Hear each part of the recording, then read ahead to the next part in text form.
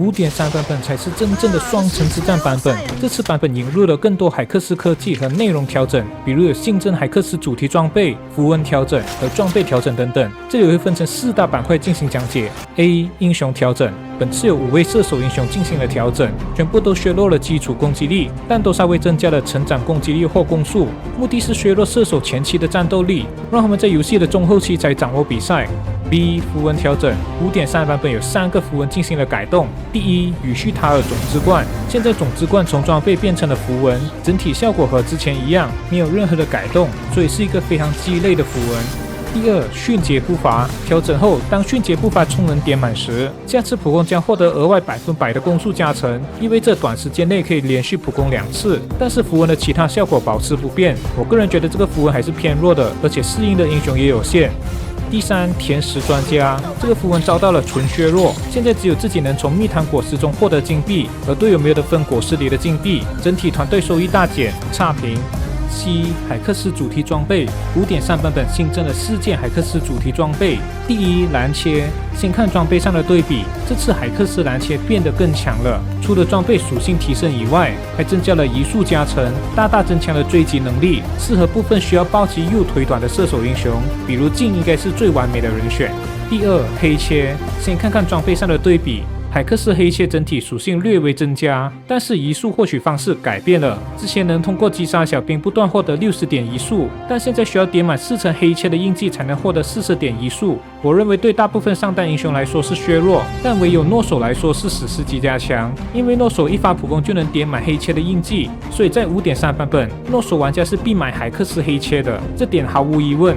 第三，窃魂法典。先看装备上的对比，看完之后，我觉得这个根本就是小鱼人快乐书，因为新的装备效果击败敌人后，并且技能级数还能通过此方法来叠加，这简直就是给离谱开门，离谱到家了。第四，饥客的融合。先看看装备上的对比，这件装备的改动非常大，几乎像是换了另一个装备。现在使用大招时会召唤风暴，对附近的敌人造成伤害和减速，同时还会在身后留下一道路径，让队友在路径上获得额外的移速。这个改动让大部分的应付英雄的操作空间大大的提升。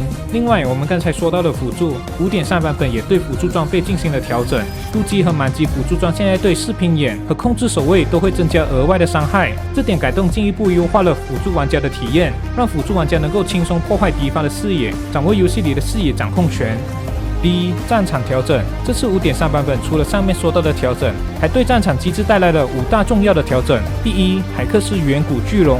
现在远古巨龙获得了海克斯强化，击败海克斯巨龙会获得巨龙威势。这正义效果是每次造成伤害时，会对敌方释放闪电造成真实伤害，最多弹射3个敌人。但附近假如只有单个目标的话，闪电效果造成的伤害会更高，而且还能直接斩杀生命值低于15%的敌人，算是保留了远古巨龙的强大正义效果。第二，霸王龙机甲。现在霸王龙机甲的属性和技能进行了调整，而且现在也移除了飞弹轰炸技能，改为霸龙冲撞技能。效果是在短暂延迟后，向选定方向冲撞击退敌人，并且这个技能对小兵能造成额外的物理伤害，整体效果是非常直观和强大的。第三，海克斯峡谷迅捷蟹。迅捷蟹这次新增了新机制，在8秒内参与击败迅捷蟹的队友，可以共享额外25%的掉落金币，而且在游戏7分30秒后，迅捷蟹还会进化成海克斯迅捷蟹。击败海克斯迅捷蟹后，会根据单人路或双人路提供不同的正义。在单人路会提供速度圣坦和一扇只能击败方通过的门，这个门的设计我个人觉得挺怪的，不知道具体有什么作用。而在双人路是提供速度圣坦，并且会在河道周围巡回移动，加强整体视野的掌控性。第四，海克斯万用宝匣迭代。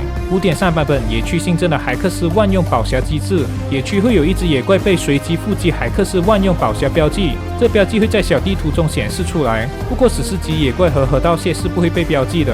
那么当己方英雄击败被标记的野怪后，会掉落海克斯万用宝匣，而且拾取宝匣后，玩家也能从宝匣中获得任意的道具，极大丰富了野区的玩法和策略。另外，海克斯万用宝匣也新增了2个道具，分别是野区巡回守卫和海克斯扫描。野区巡逻守卫会优先巡逻自家的野区，如果有敌人入侵自家野区的话，巡逻守卫会跟踪敌人并暴露敌方的视野。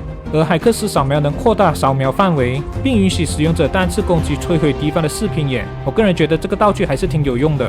第五，宇绪塔尔沙蟹的优化。现在召唤沙蟹后，除了获得沙蟹自身补兵的金币外，还能获得沙蟹周围小兵死亡的经济和经验。这个优化会让上单玩家变得更加灵活，不再需要长时间留在沙蟹的附近了。那么以上就是 5.3 版本重要的内容改动了。如果有任何遗漏的话，欢迎大家留言提醒我。还有喜欢这期影片的话，记得帮忙多多点赞。那么我是超 G，我们下一个影片见喽，拜。